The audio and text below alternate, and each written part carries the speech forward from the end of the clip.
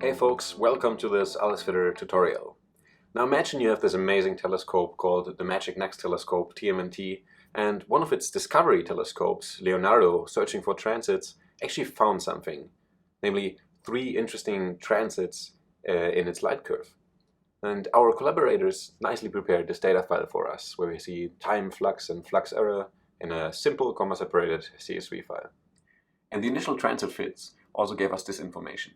The epoch is about 1.09, the period is about 3.41 days. The radius of the planet divided by the radius of the star, so the radii ratio is about 0.1, and the radius of the star divided by the semi-major axis is in a range between 0.1 and 0.3, but we have unfortunately no clear information on this right now. So we have all this information and we have our data file. But how do we model all this? And that's where Alicefitter comes in. You can easily launch the application by simply double-clicking on the app icon. And this automatically opens us a Jupyter notebook, which the Alicefitter graphical user interface is written in. Now let's walk through this notebook step by step. First, we want to choose a working directory.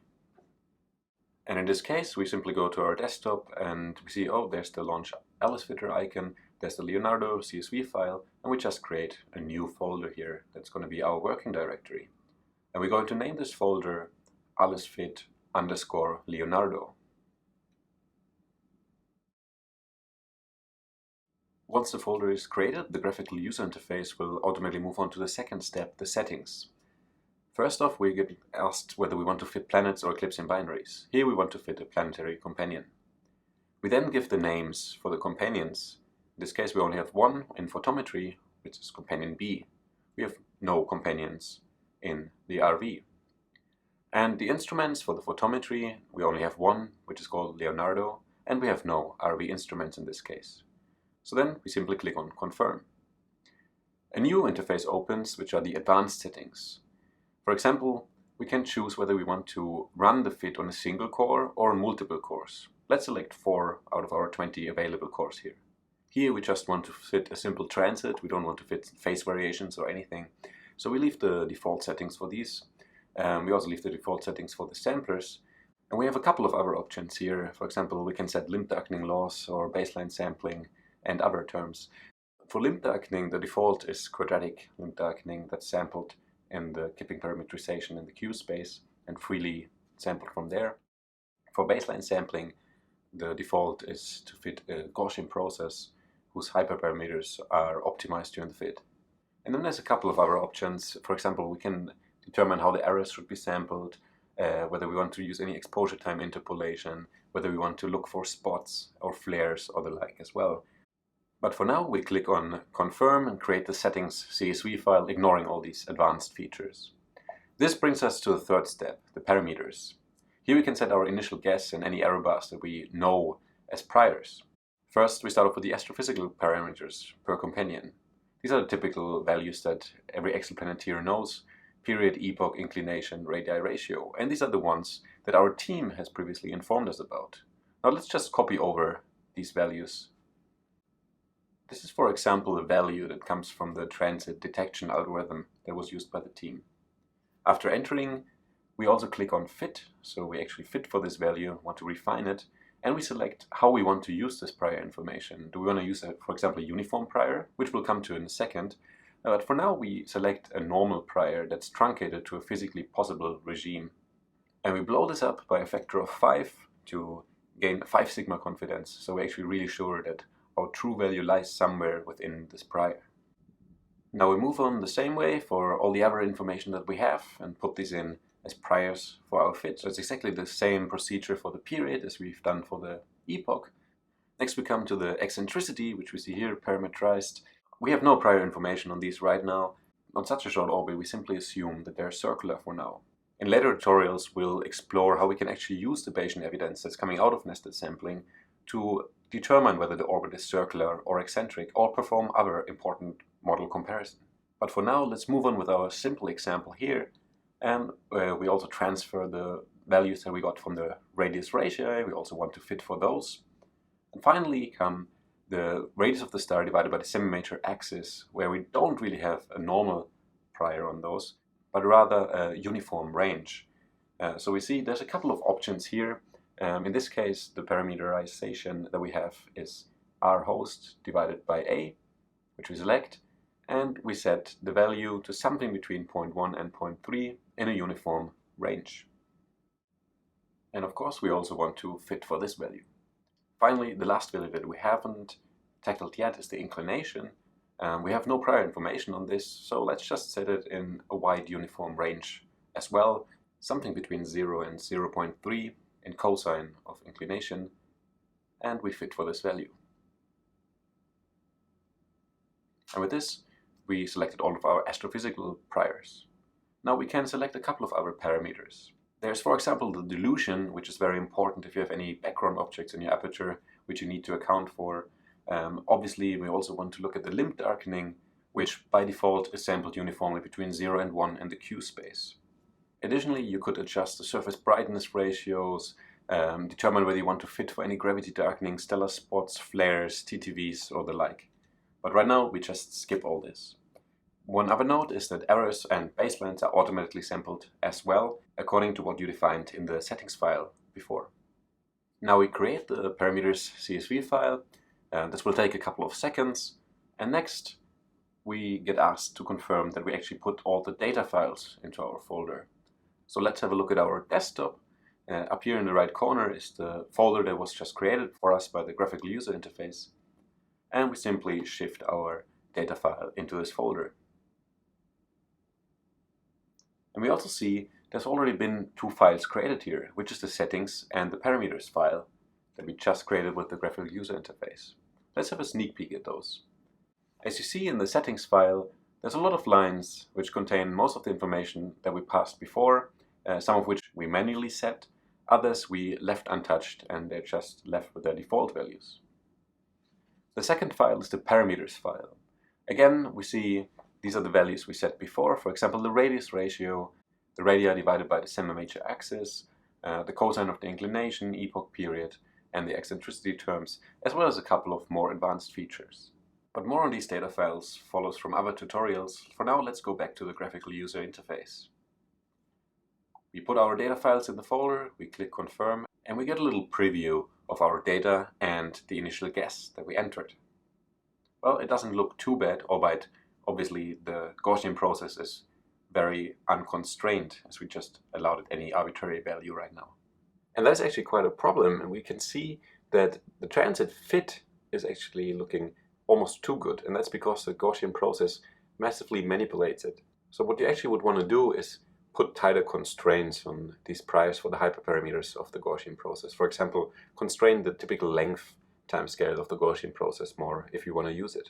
Or use a simpler baseline model, like for example a spline or even just a constant offset. Now there is an option built into the graphical user interface to put tighter priors on the errors and baselines that we want to sample from, but for now let's just skip this option.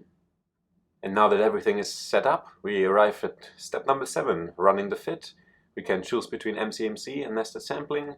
Here we choose the nested sampling fit, and we can see it gives us a little printout of our setting and parameter files. And this is just to cross-check and verify that actually everything that was written into the CSV files was also read in by the Alicefitter code in the end. And right here at the bottom we can see we're running our dynamic nested sampling. We're running it on 4 CPUs. And we have a little progress bar implemented down here, which is part of a dynasty which we implemented to run these nested sampling algorithms. And the value you want to pay attention to most is the value at the very end, d log z, which counts down from a larger number to a threshold of 0.01, which is the threshold for the static nested sampling. Once this is reached, it will go over into the dynamic nested sampling mode, and finally end once it is converged and give us all the posterior samples. And for the chosen example, this should only take about 5 to 10 minutes right now. So grab a quick coffee, grab some biscuits, and be back.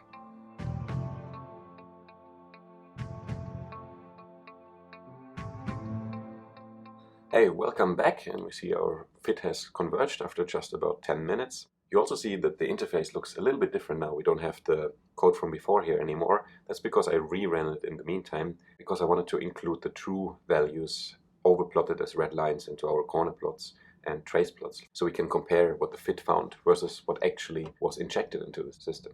And that's why we also get this warning here saying nested sampling output files already existed from a previous run were automatically overwritten. Now let's have a look at the overview of our results. Down here we see log z, deviation evidence, we see the number of posterior samples, about 23,000. And since we didn't give any information about the star, so we didn't give a file called params_star.csv, it didn't derive any final parameters such as the radius of the planet. It can only derive the radius ratio. Other than that, we're all done, and all outputs have been put into our desktop folder here, allesfit_Leonardo.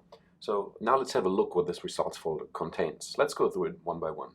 The first item is the initial guess. So we've already seen this before in the graphical user interface, and we see the Gaussian process was actually completely poorly initialized. That's because we had such a bad guess for the initial transit parameters, and the Gaussian process just tried to make up for it. And since we have so few data points here, it actually tries to bend these into a transit shape that fits the model we put in. But during the fit, of course, we optimize for the hyperparameters of the GP, we optimize for the parameters of the model, and all of this gets redefined. Now let's have a look at the next item in the results folder.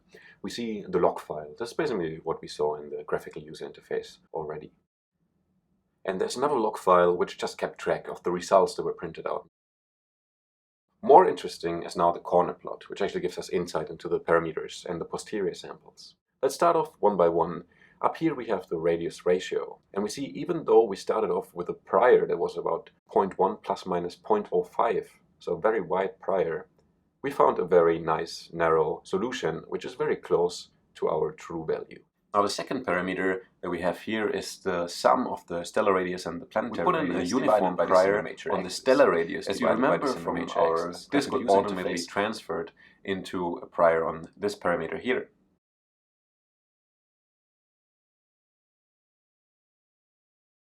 However, from the posteriors now, we can see that this prior constrained to a uniform range between 0.1 and 0.3 was not appropriate, because the true solution lies outside of this prior range, and we can see that because the posterior is very close to the boundary.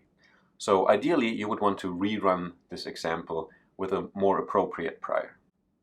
Now moving on to the third parameter here, which is the cosine of the inclination. And we can see even though the other parameter was not fit perfectly, as the prior was still a little bit unfortunate, the cosine of the inclination is very close to the actual value.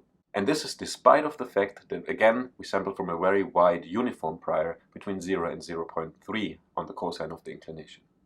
Now moving on to the transit epoch and the period, we find pretty much what we expect, even though again we set very wide uniform priors on both. Looking at the limb darkening is another interesting point, as these are, with just 3 transits of low quality, expected to be very poorly defined. However, despite the large error bars on the posteriors, we actually have a really good feeling of where the true solution lies, and we come very close to it. Finally, we can have a look at the error bars and the Gaussian process hyperparameters that we sampled for.